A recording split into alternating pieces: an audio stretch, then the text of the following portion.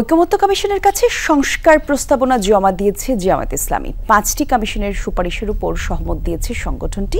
জাতীয় নির্বাচনের বিষয়ে কোনো সময় বেঁধে না দিলেও প্রয়োজনীয় সংস্কারের জন্য সরকারকে যৌক্তিক সময় দিতে চায় তারা। ঐকমত্য কমিশনের সহসভাপতি বলেন, সংস্কার নিয়ে কমিশনের কোনো চাপ নেই, রাজনৈতিক দলগুলোর সাথে আলোচনার মাধ্যমেই সংস্কার সম্পন্ন হবে।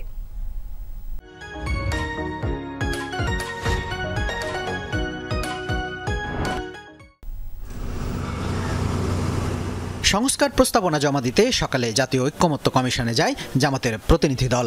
দলটির সেক্রেটারি জেনারেল মিয়া গোলাম পরোয়ারের নেতৃত্বাধীন দলটি প্রস্তাবনা জমা দেয়। ঐকমত্য কমিশনের সহসভাপতি আলী রিয়াজের হাতে তুলে দেন সংস্কার প্রস্তাবনা। এ সময় জামাতের সেক্রেটারি জেনারেল বলেন, সংবিধান, জনপ্রশাসন, বিচার বিভাগ, দুদক ও নির্বাচন কমিশন বিষয়ে সুচিন্তিত মতামত দিয়েছে তারা। সংস্কার প্রক্রিয়ায় দলের সহায়তা অব্যাহত রাখার কথাও জানান তিনি।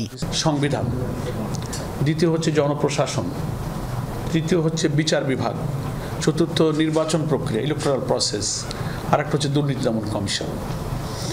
এই পাঁচটার উপরে আমরা আমাদের দলের অর্থাৎ জামাত ইসলামের সুচিন্তিত মতামত আমরা দেওয়ার চেষ্টা করেছি। মিয়া গোলাম পরোয়ার জানান, নির্বাচন নিয়ে সুনির্দিষ্ট সময় বেঁধে দেয়নি জামাত, তবে নিরপেক্ষ ও সুষ্ঠু নির্বাচনের জন্য সরকারের যতটুকু সময় প্রয়োজন তা দেওয়ার পক্ষে তারা। ইলেকশনটা 14, 18, 24-এর মধ্যে ইলেকশন যদি আবার হয় তো সে 6 মাস, কারণ 2 বছর 5 বছর দেরি করে তো কোনো লাভ নেই। এই জন্য আমরা বলেছি যে 15 বছর একটা অবাধ নিরপেক্ষ নির্বাচনের জন্য যদি আমরা অপেক্ষা করতে পেরে থাকি, তো সেই নির্বাচন সুষ্ঠু নিরপেক্ষ করতে গিয়ে যদি মিনিমাম কিছু সংস্কার করার প্রয়োজন হয়, তার জন্য যৌক্তিক যে সময়টুকু দরকার জামাত ইসলামী সেই সময়টুকু দিতে প্রস্তুত। এ সময় জাতীয় ঐকমত্য কমিশনের সহসভাপতি বলেন, রাজনৈতিক দলগুলোর মধ্যে সংস্কার নিয়ে কোনো দ্বিধা নেই, তারা সর্বাত্মক সহযোগিতা করছে। কমিশন স্বল্পতম সময়ে সংস্কার কাজ সম্পন্ন করে যাচ্ছে বলেও জানান তিনি। জাতীয় ঐকমত্য কমিশন কোনো রকম চাপের মধ্যে নেই। রাজনৈতিক দলগুলোর মধ্যে সংস্কারের ব্যাপারে কোনো রকম সংশয় দ্বিধা নেই।